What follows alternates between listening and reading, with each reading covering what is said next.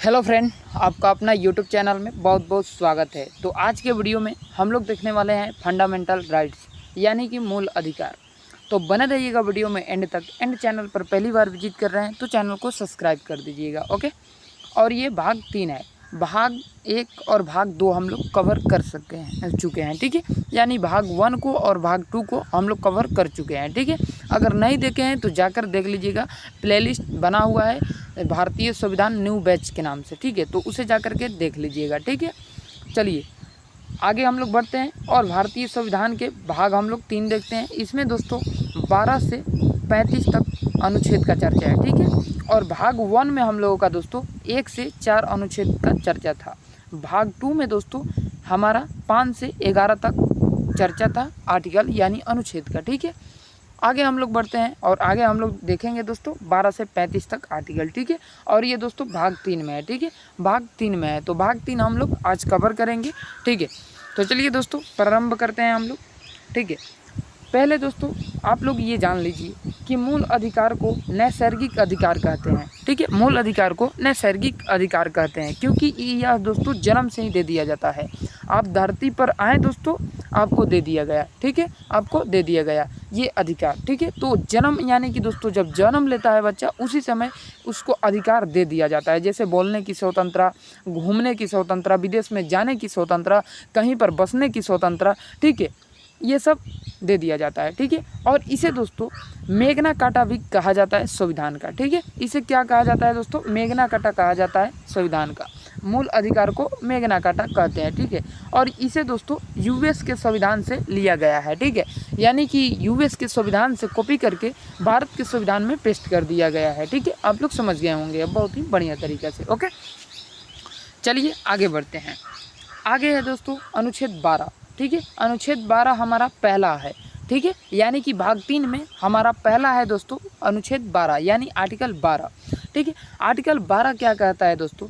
इस अनुच्छेद के तहत दोस्तों मौलिक अधिकार के द्वारा राज्य को परिभाषा किया जाएगा, ठीक है। यानी कि किया गया है, राज्य को परिभाषित किया गया है, ठीक है।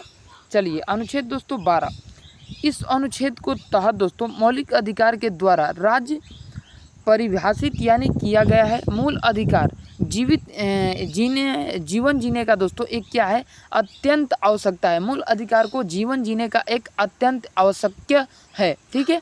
यानी कि आपको जीवन जीना है दोस्तों तो बोलने की स्वतंत्रता होना चाहिए, कहीं पर बसने की स्वतंत्रता होना चाहिए, कहीं पर रहने की स्वतंत्रता होना चाहिए। ये एक नैसर्गिक अधिकार है।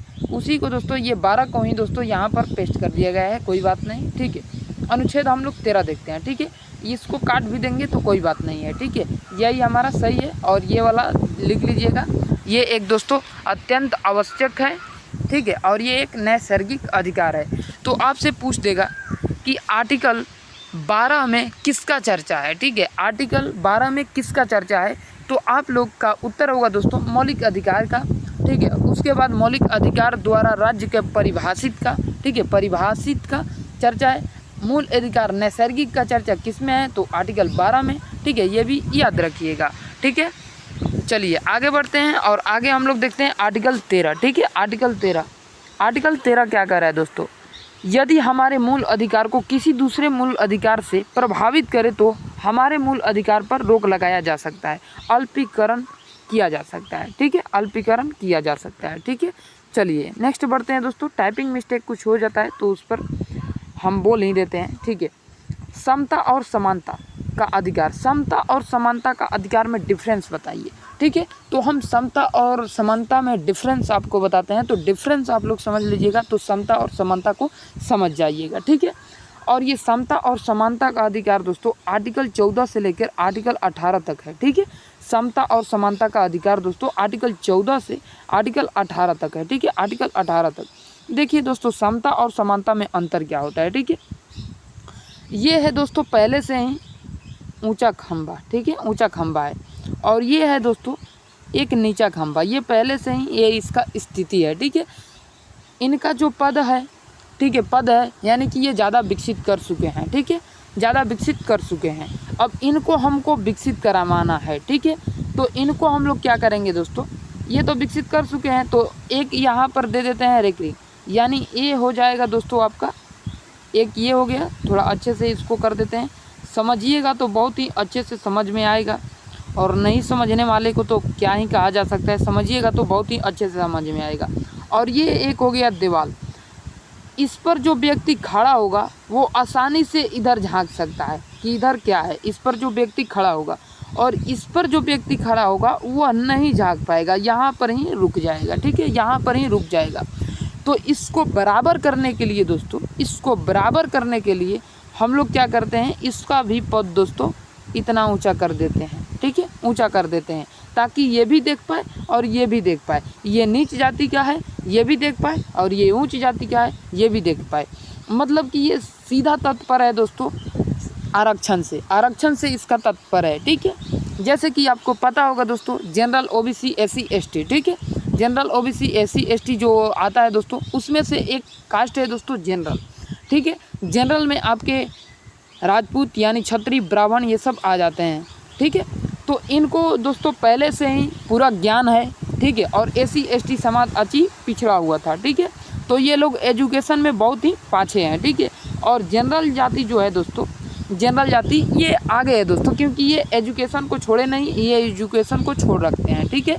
तो इनको दोस्तों बराबर में लाने के लिए, जनरल में बराबर में लाने के लिए कि ताकि ये दोनों बराबर हो जाए, समान हो जाए, तो इसलिए दोस्तों समानता के जगह पर समता कर दिया गया है कि इसको आरक्षण दिया जाएगा, इसको नहीं दिया जाएगा, ताकि आपके ये लेवल के ये भी आ जाए, ठीक है, एससी एसटी समाज भी जनरल का लेवल के आ जाए, ठीक है। चलिए नेक्स्ट बढ़ते हैं, अब आगे आप लोग समझ ही गए होंगे, ठीक है। अब 14 नंबर देखते हैं, विधि के समक्ष समानता, ठीक है, विधि के समक्ष समानता यानी कि अर्थात दोस्तों कानून के सामने सब समान है, ठीक है, कानून के सामने सब सामान्य है, ठीक है। लेकिन दोस्तों एससी एसटी आरक्षण दिया गया है, जैसे कि नाम सुने होंगे एसटी एसटी एक्ट, तो ये लोग को दिया गया है आरक्षण के तौर पर, इसे ही दोस्तों समानता कहेंगे, ठीक है। चलिए आगे बढ़ते हैं। यह व्यवस्था दोस्तों ब्रिटेन से लिया गया है, यह व्यवस्था को ब्रिटेन के संविधान से लिया गया है, ठीक है। आगे बढ़ते हैं। जबकि दोस्तों कानून के समान संरक्षण की व्यवस्था अमेरिका से लिया गया है, ठीक है। देखिए समता और समानता का जो अधिकार है वो ब्रिटेन के संविधान से लिया गया है, और दोस्तों कानून के सामने संरक्षण ये दोस्तों अमेरिका से लिया गया है, याद रखिएगा। अपवाद जान लेते हैं। अपवाद है दोस्तों, राष्ट्रपति तथा राज्यपाल पर फौजदारी मुकदमा तथा गिरफ्तारी नहीं किया जा सकता है, ठीक है, जब तक वो पद पर बने रहेंगे, यानी कि राष्ट्रपति जब तक अपने पद पर हैं, राज्यपाल जब तक अपने पद पर हैं, उन पर ना कोई फौजदारी मुकदमा कर सकता है, ना कोई उन्हें गिरफ्तार कर सकता है, ठीक है, तब तक जब तक दोस्तों अपने पद पर बने रहेंगे, ठीक है, जब तक वो अपने पद पर हैं। मान के चलिए दोस्तों, आपको बता दें देश का सबसे बड़ा राजा कौन होता है दोस्तों, राष्ट्रपति, ठीक है, और राज्य का होता है दोस्तों राज्यपाल। इसको हम लोग कैसे गिरफ्तार कर सकते हैं, पद पर हैं, ठीक है। तो इसलिए कहा जाता है जब आप पद से हट जाएंगे तब आप पर मुकदमा चलाया जाएगा, ठीक है।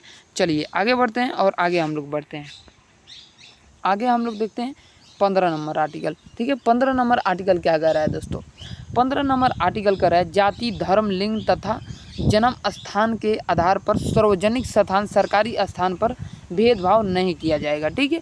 यानी कि आप कोई भी जाति से हैं, कोई भी धर्म से हैं, कोई भी जेंडर से हैं, ठीक है, कोई भी आपका जन्म स्थान है, कहीं भी आप जन्म लिए, ठीक है, जन्म ले के स्थान पर, यानी कि दोस्तों कहीं भी आप विदेश जन्म लिए, भारत जन्म लिए, भारत के किसी भी जगह किसी भी कोना में जन्म लिए, उसके आधार पर या सार्वजनिक स्थान के आधार पर सरकारी स्थान पर भेदभाव नहीं किया जाएगा। सरकारी स्थान मतलब स्कूल को ले सकते हैं, ठीक है, स्कूल और डिफेंस पुलिस जितने भी हैं उसमें नहीं कर सकते हैं भेदभाव, ठीक है, नोट कर लेते हैं। अल्पसंख्यक जैसे दोस्तों मुस्लिम जैन बौद्ध सिख ईसाई, ठीक है, ये दोस्तों क्या है अल्पसंख्यक। अल्पसंख्यक उसे कहते हैं जो दोस्तों कम हो, ठीक है, उसे कहते हैं। अगर कंपेयर किया जाए दोस्तों हिंदू और मुस्लिम में हिंदू में और मुस्लिम में कंपेयर किया जाए दोस्तों, तो अल्पसंख्यक कौन हो जाएगा, मुस्लिम हो जाएंगे, क्योंकि भारत में मुस्लिम कम है। फिर दोस्तों मुस्लिम में और जैन में कंपेयर किया जाए तो अल्पसंख्यक कौन हो जाएंगे, जैन हो जाएंगे, ठीक है, क्योंकि जैन कम है, ठीक है। चलिए इनकी जनसंख्या भारत में कम है, ठीक है, नोट आगे चलते हैं, ठीक है, इसको नोट कर लीजिएगा। आरक्षण के व्यवस्थित जाति के आधार पर होती है, यानी कि आरक्षण की व्यवस्था दोस्तों जाति के आधार पर होता है, ना कि धर्म के आधार पर। ठीक है, आरक्षण जाति के आधार पर दिया जाता है। ठीक है, जो कि मैं पहले ही समझा चुका है। आर्टिकल 16 देखते हैं, लोक नियोजन। ठीक है, लोक नियोजन। ठीक है, लोक नियोजन में दोस्तों अवसर की समानता है। लोक नियोजन में अवसर की समानता है, यानी कि सरकारी नौकरी की समानता है। इसमें दोस्तों पिछड़े वर्ग के लिए कुछ समय के लिए आरक्षण की चर्चा है। सबसे पहले 10 वर्ष का दोस्तों आरक्षण था, उसके बाद डॉट डॉट डॉट डॉट आगे बढ़ता गया आरक्षण। ठीक है, चलिए भीमराव अंबेडकर होते तो अब तक ये समाप्त हो गया रहता, क्योंकि जब दोस्तों भीमराव अंबेडकर को ये पता होता कि हमारे जाति इतने ऊंचाई पर आ चुकी है कि आंख में आंख मिला कर के बात कर सकती है अब किसी से, तो इसको समाप्त कर देते। अब ये आरक्षण नहीं देते, क्योंकि वो एक पढ़े लिखे समझदार व्यक्ति थे। ठीक है, कब क्या करना था उनको बताने को किसी का ज़रूरत नहीं था, वो डिसीजन ले लेते दोस्तों। ठीक है, इसीलिए समझदारी पूर्वक उन्होंने 10 वर्ष का दिया था। ठीक है, चलिए आगे बढ़ते हैं दोस्तों। 17 नंबर, अस्पृश्यता का अंत, यानी कि दोस्तों छुआछूत का अंत। यानी कि आपको उसे छूने से डर लगता है। ठीक है, छूने से आप लोग सोचते हैं कि हमारा धर्म नष्ट हो जाएगा, ये नष्ट हो जाएगा, वो नष्ट, हमारा अछूत हो जाएंगे, तो ये छुआछूत का अंत हो गया। ठीक है, चलिए नेक्स्ट बढ़ते हैं दोस्तों। आर्टिकल हम लोग 18 देखते हैं। ठीक है, आर्टिकल 18। ठीक है, आर्टिकल 18 क्या कहता है? आर्टिकल 18 कहता है दोस्तों उपाधि के अंत, किंतु दोस्तों शिक्षा, सुरक्षा, भारत रत्न, पद्म विभूषण इत्यादि रख सकते हैं। विदेशी उपाधि रखने के पूर्व राष्ट्रपति की अनुमति लेनी पड़ेगी। अगर आपको विदेशी उपाधि रखना है तो आपको राष्ट्रपति से अनुमति लेना पड़ेगा। ओके, चलिए। और दोस्तों उपाधि के अंत, किंतु दोस्तों उपाधि का अंत है, लेकिन आपको शिक्षा, सुरक्षा, भारत रत्न, पद्म विभूषण इत्यादि रख सकते हैं। ठीक है, चलिए नेक्स्ट है दोस्तों, जैसे कि देख लीजिए इंजीनियर, डॉक्टर, मंजर, कर्नल, ये सब हो जाएगा। मेजर होगा, मंजर नहीं होगा, मेजर होगा। ठीक है, चलिए ये टाइपिंग मिस्टेक हो गया, मेजर हो गया। ठीक है, स्वतंत्रता का अधिकार। स्वतंत्रता का अधिकार दोस्तों 19 से 22 तक का आर्टिकल में है। ठीक है, ये है दोस्तों हमारा स्वतंत्रता का अधिकार देता है। ठीक है, स्वतंत्रता का अधिकार दोस्तों अनुच्छेद 19 से 22 तक है। ठीक है, चलिए देखते हैं और आगे बढ़ते हैं। अनुच्छेद 19 क्या कह रहा है, ध्यान दीजिएगा। अनुच्छेद 19 क्या कह रहा है? अभिव्यक्ति की स्वतंत्रता, बोलने की स्वतंत्रता, झंडा लहराने की स्वतंत्रता, पुतला जलाने की स्वतंत्रता, आरटीआई एवं प्रेस की स्वतंत्रता। ठीक है, ये सब स्वतंत्रता दिया गया है। ठीक है, 19 से 22 तक आर्टिकल में। ठीक है, 19 से 22 तक आर्टिकल में। ठीक है, पहले आपको दोस्तों क्या छूट दिया जाता है? ठीक है, बिना हथियार सभा करने की स्वतंत्रता दिया जाता है, संगठन बनाने की स्वतंत्रता दिया जाता है, बिना रोके टोके आप कहीं भी घूमने के लिए स्वतंत्र हैं। ठीक है, यहाँ पर क्या ले, बिना रोके टोके, बारो यहाँ पर नहीं होगा, चारों होगा। ठीक है, यही कहते हैं दोस्तों, टाइपिंग मिस्टेक हो जाता है कहीं कहीं। ठीक है, तो बिना रोके टोके चारों ओर घूमने की आपको स्वतंत्रता है। ठीक है, भारत में किसी भी क्षेत्र में बसने की स्वतंत्रता है। ठीक है, 6वां नंबर, संपत्ति के अधिकार को दोस्तों मूल अधिकार नहीं रखा गया है, बल्कि उसे कानूनी अधिकार कर दिया गया है। ठीक है, मूल अधिकार में दोस्तों मूल अधिकार की संख्या 7 है।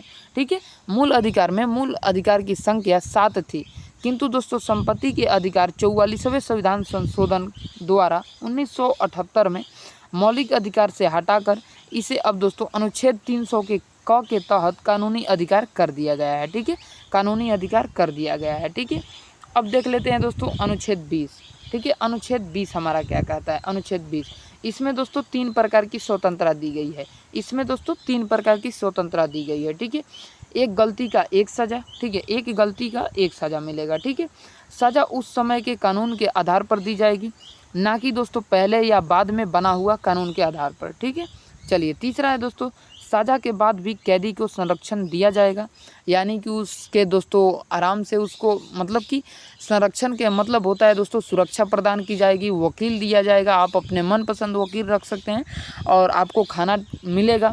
ठीक है, और सुरक्षा भी मिलेगा, कोई आपको टॉर्चर भी नहीं करेगा। ठीक है, ये सब की चर्चा है। ठीक है, अब देख लेते हैं दोस्तों नोट कुछ देख लेते हैं। ठीक है, अनुच्छेद 20, अनुच्छेद 20 के अनुसार दोस्तों जब तक किसी व्यक्ति को न्यायालय दोषी करार नहीं कर देती तब तक उसे अपराधी नहीं माना जाएगा। हालांकि ये बहुत ही बढ़िया है। ठीक है, क्योंकि दोस्तों मान के चलिए आप एक अपराध किए हैं। ठीक है, आप एक अपराध कर दिए हैं, बहुत घनघोर अपराध किए हैं। ठीक है, बहुत ही घनघोर अपराध किए हैं, लेकिन आपको अपराधी तब तक नहीं माना जाएगा जब तक कि न्यायालय ना कर दे कि ये अपराधी है, न्याय ना दे दे, डिसीजन ना दे दे कि ये अपराधी है, तब तक आपको कोई अपराधी नहीं कह सकता है। ठीक है, चलिए अनुच्छेद 20 की ओर देख लिए, अनुच्छेद 21 की ओर बढ़ते हैं। अनुच्छेद 21 क्या कहता है? अनुच्छेद 21 कहता है इसमें दोस्तों प्राण एवं दैहिक की स्वतंत्रता है, इसमें प्राण एवं दैहिक स्वतंत्रता है। इसी के कारण दोस्तों अधिक धुआं देने वाली वाहन पर बिना हेलमेट वाले व्यक्ति पर पुलिस चालान काटती है। ठीक है, यानी कि दोस्तों 21 के ही तहत पुलिस आपको क्या करती है दोस्तों? चालान करती है। ठीक है, यानी कि इसे कहते हैं प्राण एवं दैहिक स्वतंत्रता। ठीक है, अनुच्छेद 21 में ही दोस्तों निजता का अधिकार पर जोर दिया गया है, निजता के अधिकार पर जोर दिया गया है। अब हमारी गोपनीय जानकारी को कोई उजागर नहीं कर सकता है। ठीक है, आप हम मान के चलिए आप कोई पुलिस वाले को गोपनीय जानकारी देते हैं कि यहाँ पर ये कांड हो रहा है, वो कांड हो रहा है, तो आपको उजागर नहीं कर सकते हैं। ठीक है, चलिए आगे बढ़ते हैं और नोट देख लेते हैं। 20 और 21 को दोस्तों आपातकाल के दौरान भी रोका टोका नहीं जा सकता है, अतः इसे सबसे शक्तिशाली मूल अधिकार कहते हैं। जब राष्ट्रपति आपातकाल की घोषणा कर देंगे तब भी दोस्तों 20-21 को वंचित नहीं करेंगे आपातकाल के दौरान भी। ठीक है, चलिए दोस्तों आगे बढ़ते हैं और 21 का क हम लोग देख लेते हैं। 21 का क, ठीक है, 21 का क में किसका चर्चा है? 21 के क में इसमें दोस्तों इसे दोस्तों 6 से 14 वर्ष के बच्चों को निःशुल्क प्राथमिक शिक्षा का अधिकार दिया गया है। ठीक है, आप लोग पहले सुने होंगे कि पहले फीस लगता था, लेकिन दोस्तों बाद में फीस नहीं लगने लगा। ठीक है, पहले फीस लगता था, इसलिए दोस्तों 6 से 14 वर्ष के बच्चों को निःशुल्क प्राथमिक शिक्षा देने का अधिकार है।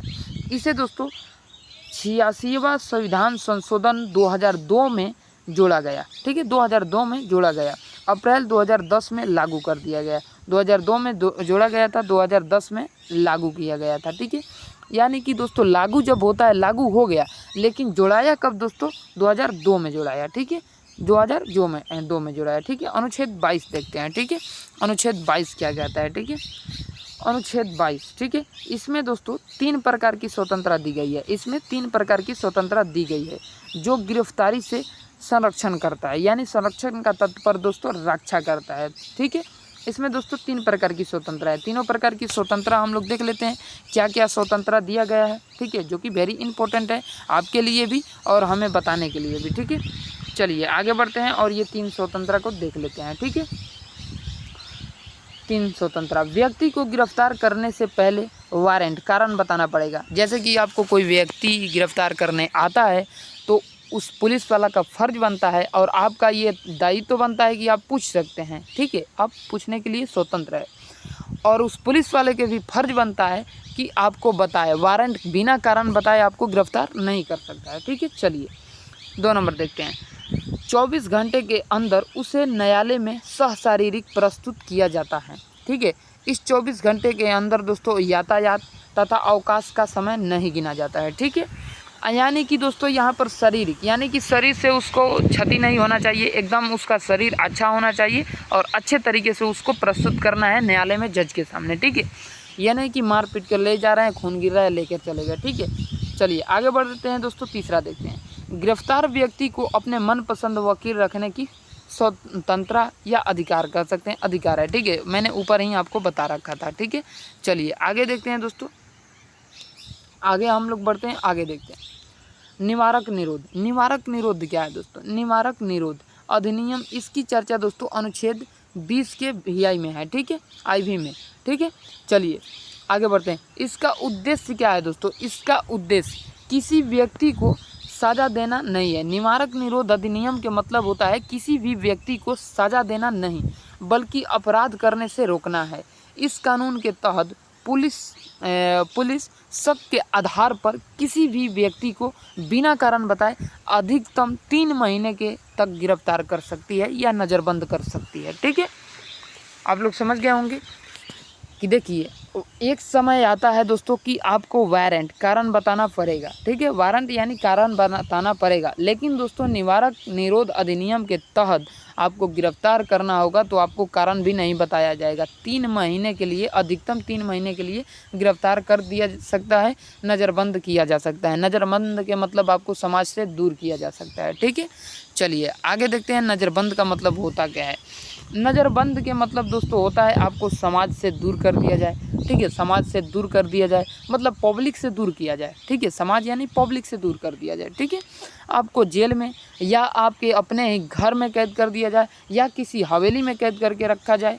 ठीक है, ये सारा कुछ इसमें ऐड हो जाता है। ठीक है, चलिए नज़रबंद किसी भी व्यक्ति को जब सज़ा से मिलने नहीं दिया जाता है। ठीक है, यानी कि समाज से, ठीक है, सज़ा बोल रहे हैं। ठीक है, नज़रबंद किसी भी व्यक्ति को समाज से मिलने नहीं दिया जाता है तो उसे नज़रबंद कहते हैं। समाज यानी दोस्तों पब्लिक से, समाज यानी दोस्तों पब्लिक से। ठीक है, पब्लिक से नहीं मिलने दिया जाता है उसे ही दोस्तों नज़रबंद कह सकते हैं। ठीक है, नज़रबंद दोस्तों होटल, आवास, जेल कहीं भी हो सकता है, जैसे कि मैंने पहले ही आपको बता दिया। ठीक है, चलिए भारत में प्रमुख निवारक निरोध अधिनियम दोस्तों है। ठीक है, भारत में प्रमुख यानी कि दोस्तों मुख्य निवारक निरोध अधिनियम है। बिना कारण बताए आपको गिरफ्तार किया जा सकता है। ठीक है, निवारक निरोध देख लेते हैं। निवारक निरोध अधिनियम 1950 यह भारत का पहला निवारक निरोध अधिनियम दोस्तों है, जो 31 दिसंबर 1972 में इसे समाप्त कर दिया गया था। ठीक है, निवारक निरोध अधिनियम 1950 यह भारत का पहला निवारक निरोध अधिनियम था, जो 21 दिसंबर 1972 में इसे समाप्त कर दिया गया। इसका मिसयूज ज़्यादा हो रहा था इसलिए इसे समाप्त कर दिया गया है। ठीक है, आशा करते हैं दोस्तों ये वीडियो आप लोगों का बहुत ही बढ़िया, बहुत ही बेहतरीन लगा होगा। तो आशा करते हैं इस चैनल को भरपूर सपोर्ट, प्यार, दुलार बरसाए रखिएगा। ठीक है, और कुछ आप लोग पैसा देना चाहते हैं तो 950171 इस पर दीजिए कि डायरेक्ट हमारे खाता पर चले जाए, यानी कि फ़ोन पे पर चले जाए। ठीक है, फ़ोन पे पर चले जाए। ठीक है, फ़ोन पे पर चले जाए। ठीक है, तो जो आपको बन पड़े आपको भाई को हेल्प करने के लिए, क्योंकि एक इलेक्ट्रॉनिक बोर्ड ख़रीदने वाले हैं दोस्तों, ताकि उस पर फेस के साथ बनाएं अच्छे से। ठीक है, तो जो आपको बन पड़े आप लोग दे सकते हैं। ठीक है, तो चलिए फ्रेंड, मिलेंगे आपसे नेक्स्ट वीडियो में। तब तक के लिए अपना प्यार दुलार और चैनल पर सपोर्ट अपना बनाए रखिएगा। और आशा करते हैं ये वीडियो आप लोगों का बहुत ही अच्छा लगा होगा। ठीक है, बहुत ज़्यादा अच्छा लगा होगा। तो वीडियो को लाइक करिए ताकि मेरा मोटिवेशन मिले। ठीक है, वीडियो को लाइक करिए ताकि हमें मोटिवेशन मिले, और वीडियो को सब्सक्राइब करिए ताकि आपको समय समय पर वीडियो का नोटिफिकेशन मिले, और वीडियो को शेयर करिए ताकि हमारा फ़ायदा हो। ठीक है, कि हमें ज़्यादा से ज़्यादा लोग देखें और ज़्यादा लोग सीखें हमसे। ठीक है, तो ये तीनों का मेन मकसद यही है। लाइक से मोटिवेशन मिलता है। ठीक है, लाइक से क्या मिलता है दोस्तों? लाइक से मोटिवेशन मिलता है। सब्सक्राइब से दोस्तों आप लोगों के पास ये वीडियो पहुंचता है। ठीक है, और शेयर से दोस्तों बाकी लोगों के पास ये वीडियो पहुंचता है। ठीक है, और इसमें दोस्तों हमारा भी फ़ायदा होता है कि पॉपुलर होते हैं। ठीक है, आप लोग समझदार होंगे, समझ पाए होंगे। ठीक है, मैं सीधा ही बोल देता हूँ दोस्तों। ठीक है, सीधा मुँह पर ही बोल देता हूँ। ठीक है, तो चलिए फ्रेंड, मिलेंगे आपसे नेक्स्ट वीडियो में। तब तक के लिए जय हिंद, जय भारत, जय बिहार।